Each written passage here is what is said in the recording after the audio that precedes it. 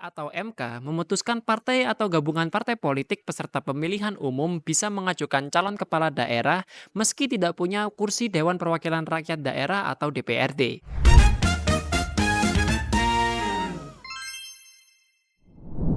Halo rakyat YouTube sekalian, selamat datang di channel DB News. Bersama aku, Faisal, dan hari ini kita akan ngomongin syarat pencalonan kepala daerah yang baru saja diubah oleh MK. Tapi sebelum lanjut ngomongin beritanya, teman-teman jangan lupa klik tombol like dan klik tombol subscribe agar teman-teman gak ketinggalan informasi-informasi yang menarik baik dari dunia lokal maupun dari dunia mancanegara. Jadi, langsung saja kita ke beritanya. Mahkamah Konstitusi atau MK memutuskan partai atau gabungan partai politik peserta pemilihan umum bisa mengajukan calon kepala daerah meski tidak punya kursi Dewan Perwakilan Rakyat Daerah atau DPRD. Keputusan tersebut merupakan ketok palu hakim yang mengabulkan sebagian gugatan perkara yang diajukan oleh Partai Buruh dan juga Partai Gelora. Perubahan ini disampaikan pada saat sidang uji materi Pilkada pada Selasa 20 Agustus 2024 lalu. Dalam putusannya, MK memutuskan bahwa ambang batas pencalonan kepala daerah tidak lagi sebesar 25% perolehan suara partai atau gabungan partai politik dari hasil pileg DPRD sebelumnya, atau 20% dari kursi DPRD. MK memutuskan ambang batas pencalonan kepala daerah dari partai politik akan disamakan dengan ambang batas pencalonan kepala daerah jalur independen atau perseorangan atau non-partai, sebagaimana diatur pada pasal 41 dan 42 UU Pilkada. Parpol atau gabungan partai politik peserta pemilu dapat mendaftarkan pasangan calon jika telah memenuhi persyaratan sebagai berikut.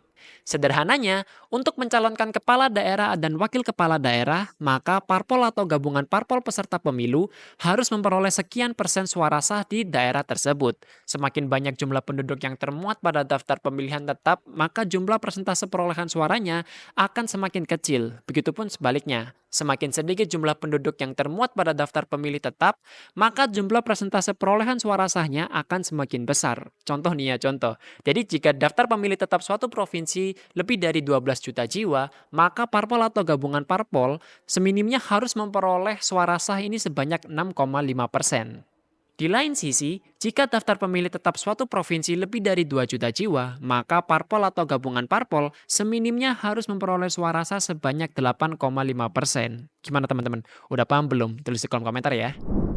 Ketua KPU Muhammad Afifuddin menyatakan KPU akan segera merevisi peraturan KPU nomor 8 tahun 2024 tentang pencalonan gubernur dan wakil gubernur, bupati dan wakil bupati, serta wali kota dan wakil wali kota. Afif mengatakan KPU akan segera melaksanakan putusan MK itu sebelum tahapan pendaftaran calon kepala daerah dimulai pada 27 Agustus 2024 mendatang. Menurut Afif, putusan MK ini bersifat segera berlaku tanpa mengubah adanya undang-undang yang terkait. Oleh karena itu, pihaknya akan mengkaji terlebih dahulu salinan putusan yang baru dibacakan pada Selasa itu secara komprehensif. Mengambil langkah-langkah sebagai berikut. Pertama, kami akan mengkaji lebih detail lagi salinan putusan Mahkamah Konstitusi tersebut, lebih komprehensif lagi untuk memahami secara utuh persyaratan calon kepala daerah yang konstitusional pasca putusan Mahkamah Konstitusi. Afif mengatakan dalam melaksanakan putusan MK itu, KPU tetap berpedoman pada peraturan pembentuk perundang-undangan. Oleh karena itu, KPU harus berkonsultasi dengan DPR dan pemerintah melalui rapat dengar pendapat.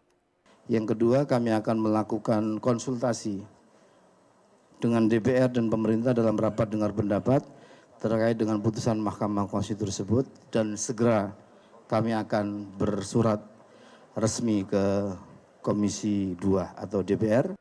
Selain itu, KPU juga akan mensosialisasikan perubahan ambang batas ini ke berbagai partai politik.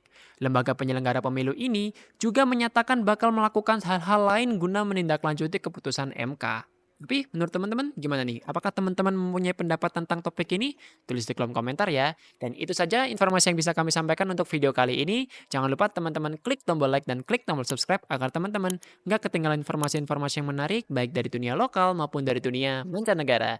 Dan jangan lupa juga follow akun sosial media kami ada di DB Media News, ada di Instagram dan juga ada di TikTok. Faisal pamit undur diri. Sampai jumpa.